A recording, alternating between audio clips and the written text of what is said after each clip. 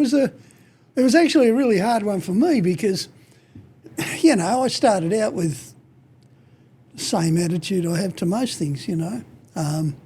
It was a machine. Yeah. And I'm a machine bloke like you know. Yeah.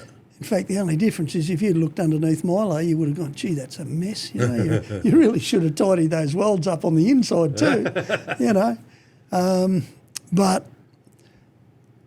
for me, a machine is, you can imbue it with character if you use it enough. If you're in it enough, it becomes part of you.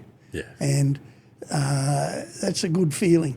I didn't realise how much Milo was a part of me, but my DNA was in that truck. Like literally, you know, I'd bled in it.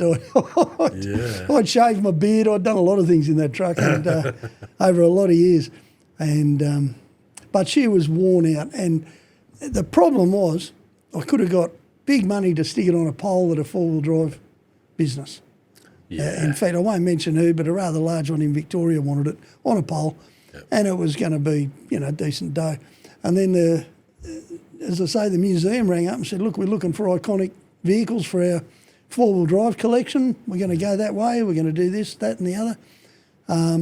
The difference is, and if this ever happens to you, which I reckon it will given the stuff you build, if someone wants something of yours in a museum, you need to find out what the museum is, because this is the only government-run one.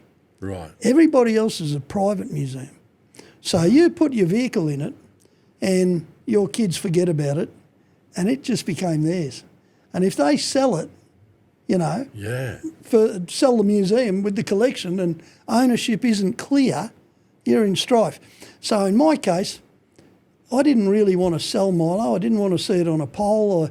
I didn't want to rebuild it. I was running out of options. I was actually going to chuck it in a shed on the farm and just, you know, keep it there just so I could go and sit in it occasionally, I suppose. Yeah. And then this came along. So bang, into the museum. She's there forever.